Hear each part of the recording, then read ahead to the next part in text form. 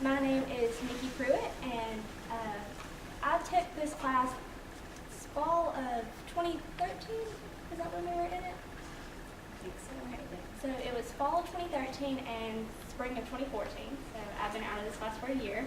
I'm a computer science major and an English minor, so I'm a bit of an oddball. But this class was really interesting to me because it just gave you a different perspective on the Bible as a whole, like from a literary standpoint, and it made you realize that biblical allusions really do appear everywhere, including pop culture.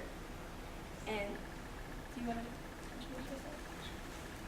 I'm going at like the second half of our slideshow, but my name is Payne. I'm a double major in English and history. I was also in the same class as Nikki, so it's been, about a year since I've been. I really missed the class though. And I really agree with what she said. It really, growing up in church, it really gave me such a more kind of complete picture of it because, when you're in church, you don't really read the whole thing all the way through. So it really helped me kind of expand my own beliefs and my own ideas, especially being forced to look at it through just a literary standpoint. So this morning we're going to talk about the TV show Supernatural. It airs on CW, and just a brief overview. It follows the story of Sam and Dean Winchester, two hunters who basically kill monsters, things from our nightmares, like demons, vampires, stuff like that. And there are a lot of biblical allusions that appear throughout the series, but season 4 and 5 specifically reference Revelation and the apocalypse and the end of times. I'm covering season 4, and the main allusions in season 4 are the 66 seals needed to free Lucifer, the rising of the witnesses, and you can use Sam and Ruby as Christ figures. The 66 seals, in the Bible, there are only 7 seals, but these seals are needed to start the apocalypse. Basically, when they are opened, the end is pretty much on its way.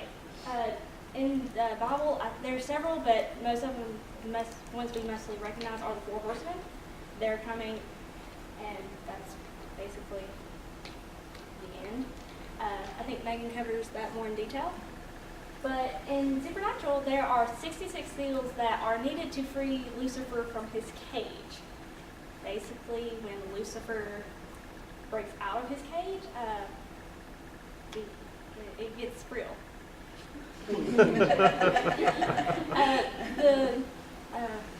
The seals can be found in Revelation chapters 6 through 8. There's also the rising of the witnesses. Now, this occurs drastically different than it's between the two, the show and the Bible. In Supernatural, Sam, Dean, and Bobby is a father figure to the boys, they face the ghost of the people that they were unable to save. Unfortunately, you can't always save everyone, and they have a really hard time dealing with this, and this kind of really hits them hard. In the Bible, the rising of the witnesses is in Revelation chapter 11, and it refers to the 2 prophets that are killed by the beast. They are God allows them to come back and preach for, I think, 2 years or something around that time, and then they are killed, and it's one more thing that the end's near. And for Supernatural, it basically, like in the Bible, it's a sign that the end is near. And then we have Sam and Ruby as cross figures. Basically, a cross figure is a person or thing in literary, or really anything, that gives reference to Christ. Like, there's several ways you can do this. The picture on the left is of Sam. You can see he is in the crucified position. Basically, he's having withdrawals from demon blood. It gets really weird and really interesting about this, but he does this in order to save humanity. His blood gives him power.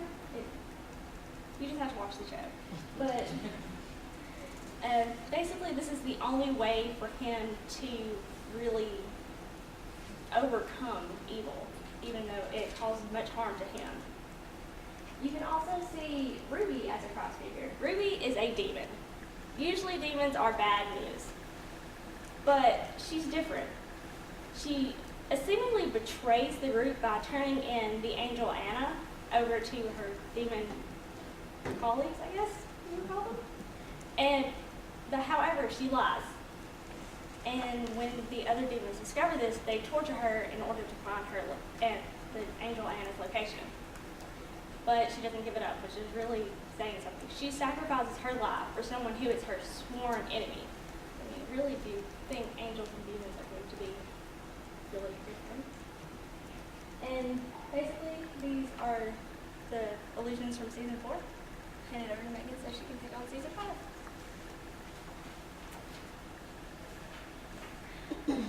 Like she said, I had season 5, and this season picks up literally right where the end of season 4 leaves off, with Lucifer being freed from his cage, or the pit as it's also referred to. And so in this season, basically what they're trying to do is prevent the world from ending, which they kind of do a whole lot through the series, and they just need to somehow find a way to lock Lucifer back in the pit. And they have to do, obviously because you don't want Lucifer running around on Earth, but also because for the final battle to take place, it has to take place between Lucifer and the Archangel Michael. So if they can prevent that from happening, then they can stop the apocalypse. And the main illusions in this season are the 4 horsemen and the final battle.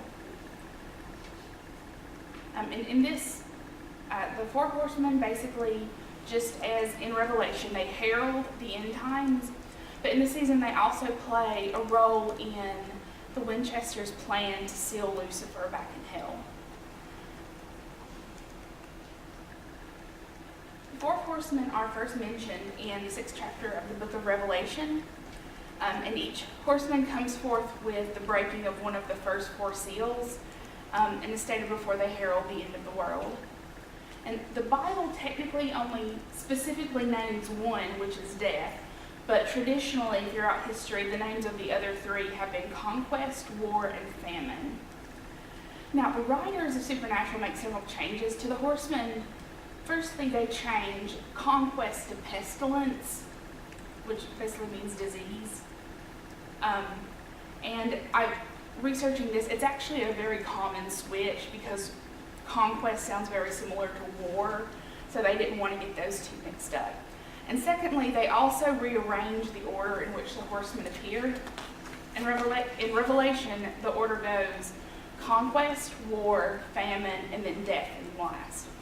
In the television show, they rearranged them to where war comes first, then famine, pestilence, and death.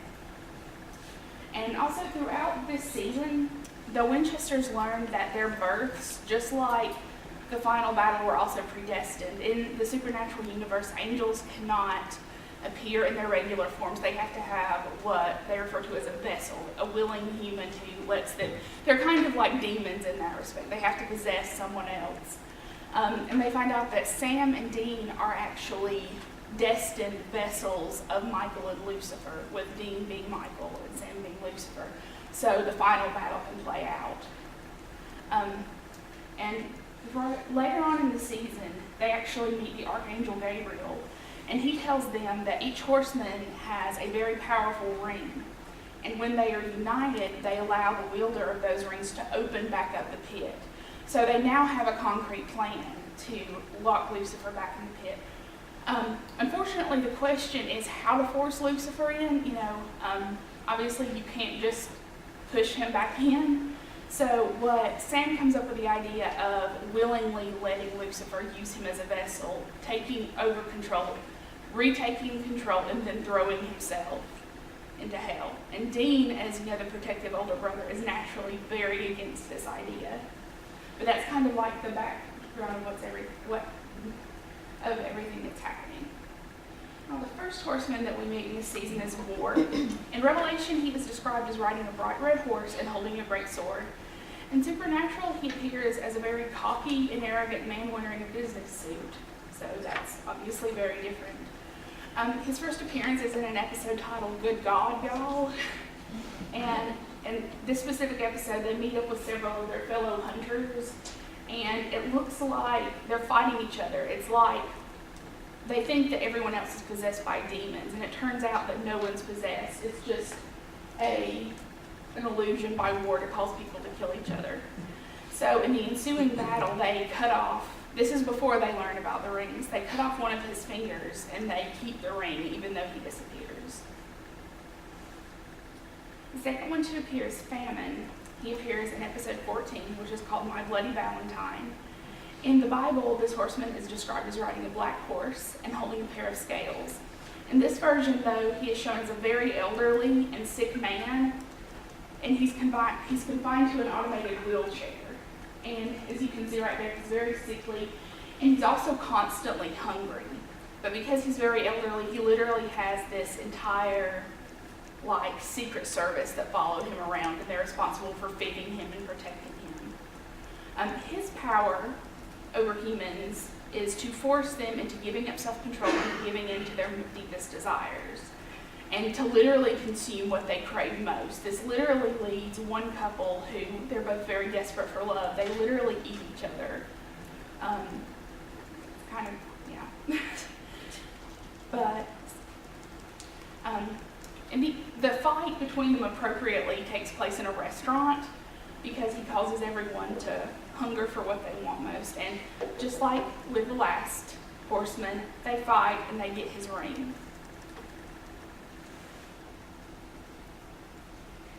Between these couple episodes, they finally realize the true importance of the ring as stated before. They learned that from Archangel Michael.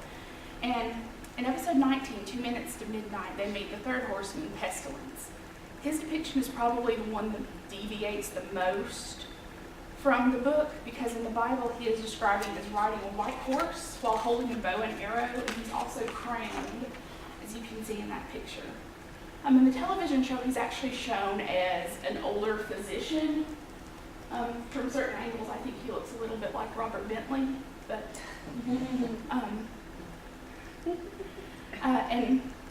but his power is he's making people sick instead of curing them, which is why he's shown as a doctor. And again, same deal kind of happens, battle, and they get the ring. So finally, as the end of the war draws near, or end of the world draws near, they become more desperate. So they're trying to find out where Death is so they can get his ring. And they actually, when they finally find him, he is in Chicago. And the show has it's very ironic and really funny just how they have these things going down. So Dean is meeting with the fourth, the greatest horseman, and they end up meeting in a pizza parlor in Chicago. And Death is eating a deep dish pizza, which he really loves. Seriously, y'all should watch this show. It's really hilarious.